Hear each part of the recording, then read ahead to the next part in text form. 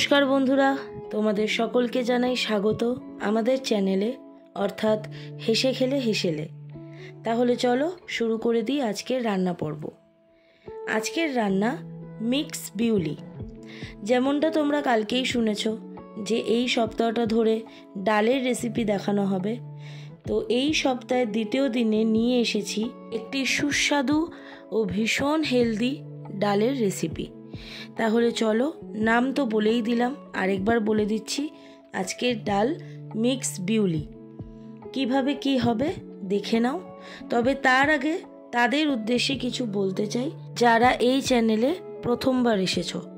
তো তোমরা যারা এই চ্যানেলে প্রথম এসেছো এবং ভিডিও প্রথম দেখছো, তারা প্লিজ আমাদের চ্যানেলটা সাবস্ক্রাইব করে দিও আর বেল আইকনটা একবার প্রেস করে দিও, যাতে প্রথম যখনই কোনো ভিডিও আসবে তখনই যেন তোমাদের কাছে নোটিফিকেশন চলে যায়। তাহলে আর দেরি করব না, দেখে নাও মিক্স বিউলি কিভাবে তৈরি হচ্ছে। মিক্স বিউলির জন্য বিউলির ডাল নেওয়া হয়েছে 300 গ্রাম, আমরা নিয়েছি 300 গ্রাম। এবার সেই ডালটাকে শুকনো কড়াইতে শুকনোভাবে, মানে কোনো তেল দিয়ে নয়, শুকনোভাবে একটু নাড়াচাড়া দিয়ে রোস্ট করে বা ভেজে নেওয়া হয়েছে এবং তারপর পরিমাণ মতো জল দিয়ে সেটাকে সেদ্ধ করে নেওয়া হয়েছে। তোমরা দেখতেই পাচ্ছ ডালটা যথেষ্ট পরিমাণে সেদ্ধ হয়েছে ভালো হয়ে। তবে হ্যাঁ, সেদ্ধ করার সময় ডালে কোনো রকমের লবণ বা হলুদ দেওয়া হয়নি, এমনকি কাঁচা লঙ্কাও দেওয়া হয়নি। সেটা যখন সবজি দেওয়া হবে তখনই দিয়ে দেওয়া হবে।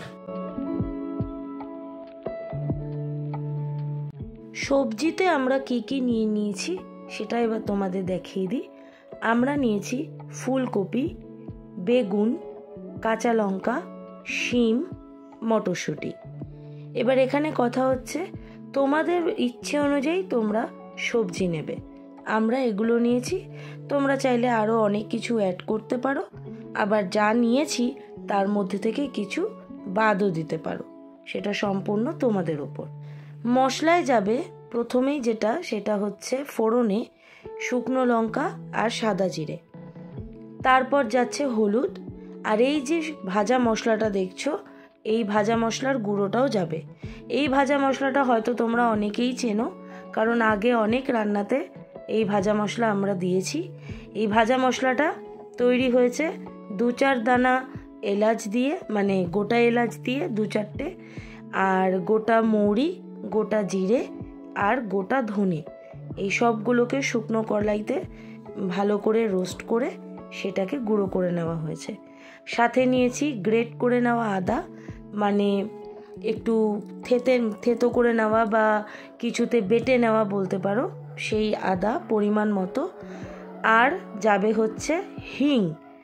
হিং ছাড়া বিউলির ডাল, হয়তো অনেকেই আছো মনে করো যে হিং ছাড়া বিউলির ডাল ভালো লাগে না, যেমন আমাদের ঘরে এটাই মনে করা হয়, কারণ আমার বাবা বিউলির ডাল হিং ছাড়া ভালো খায় না, তাই হিং নিয়ে নিয়েছি। আর যাবে হলুদ, তো যাবেই, ডাল তো মানেই হলুদ যাবেই, আর যাবে লবণ, আর যাবে চিনি। শেষ পাতে যাবে হচ্ছে ঘি। শেষ পাত বলতে রান্নার শেষে অ্যাড করে দেওয়া হবে ঘি। এই হলো মশলা। চটপট শুরু করে দেওয়া যাক রান্না। পরপর দেওয়া হবে সমস্ত কিছু, দেখে নাও আর শিখে নাও, তারপর আসছি।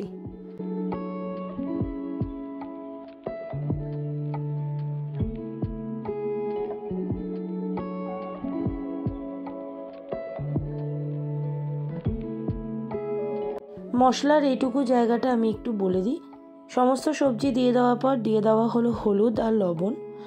এবার অল্প আছে কিছুক্ষণ ভাজা ভাজা করে দিয়ে দেওয়া হবে ভেজে আগের থেকেই যে তৈরি করে রাখা হয়েছে গুঁড়ো মশলাটা, যেটা সমস্ত ভাজা মশলা দিয়ে তৈরি হয়েছে, সেই ভাজা মশলার গুঁড়ো, আর সাথে যাবে হিং আর আদা যে বেটে রাখা হয়েছে সেই আদাটা, সমস্তটা দিয়ে ভালো করে কষিয়ে, আরও যদি একটু হলুদ বা লবণ লাগে সেটা দিয়ে ভালো করে কষিয়ে অল্প গরম জল দিয়ে জিনিসটাকে নাড়াচাড়া দিয়ে তারপর ডালটাকে মিশিয়ে দিতে হবে।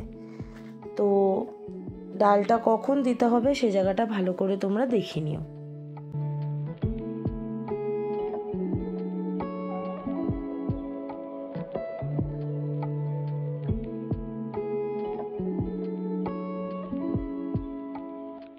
যেমনটা তোমাদেরকে বললাম, ভেজে রাখা সবজির সাথে ডাল মেশানোর পর যদি মনে হয় আর একটু লবণ, হলুদ, হিং বা অন্য কিছু দিতে হবে, তাহলে সেটা কিন্তু ডাল দেওয়ার পর দিয়ে দিতেই পারো।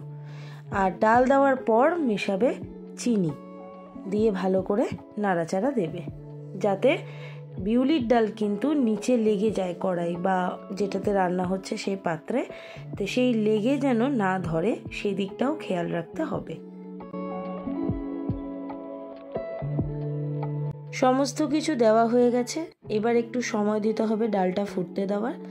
ততক্ষণে চলো মায়ের কাছ থেকে শুনে নিই এই বিউলির ডাল নিয়ে কিছু গল্প। তাহলে আজকে তো বিউলির ডাল হচ্ছে, তো বিউলির ডাল নিয়ে কিছু গল্প শেয়ার করো। হ্যাঁ, বিউলির ডাল যেমন আমার শ্বশুর বাড়ি এদেশীয়, তোমার ঠাকুমার বাড়ি জানিস তো এদেশীয়। আমার শাশুড়ি মা খুব ভালো বিউলির ডাল রান্না করতো। যেমন করতেন বিউলির ডাল ভেজে, ওনারা বেশি কম ভাজতো। আচ্ছা, বেশি ভাজতো না।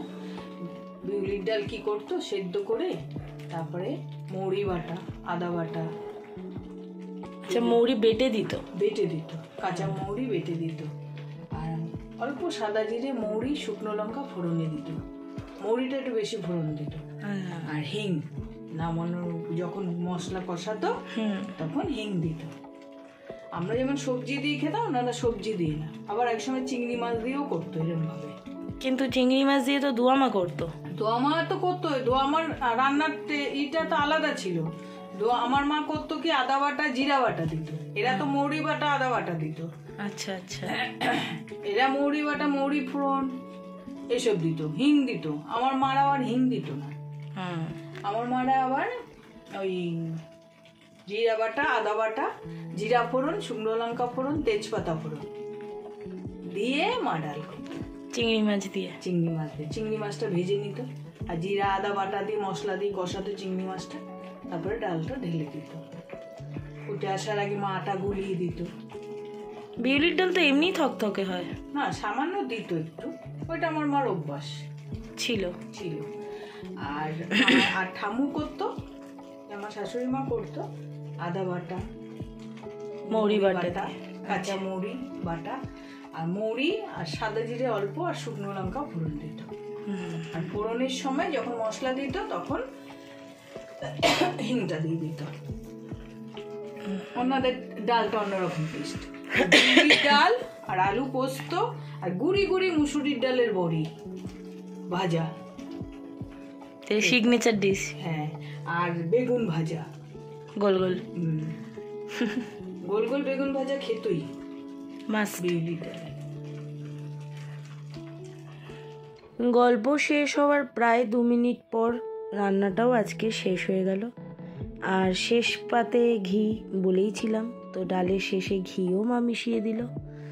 তো আজকের রান্না মিক্স বিউলি এখানেই শেষ। তোমাদের কেমন লাগলো আমাদের সাথে শেয়ার করো। বাকি যা বলার তা চলো মায়ের কাছ থেকে শুনে নিই। আমাদের মিক্স বিউলি তো হয়ে গেল, সবাই তো দেখলে, আমাদের সাথে তো থাকো সব সময়। এবার ওটা রেখে দাও, গরম তো। মিক্স বিউলি হয়ে গেল, সবাই তো দেখেছো কেমন করে করলাম, যতটা করলাম ঠিক শিখলেও তোমরাও করে খাবে বাড়িতে। এরকম সবাই করে, কিন্তু অনেকে আবার বিউলির ডালে সবজি কম দেয়। যাই হোক, ভালো লাগলে কমেন্ট করো, লাইক করো, শেয়ার করো, আর তা কথা তো সবসময় বলছি, সাবস্ক্রাইব করো। Take love, give love, spread peace.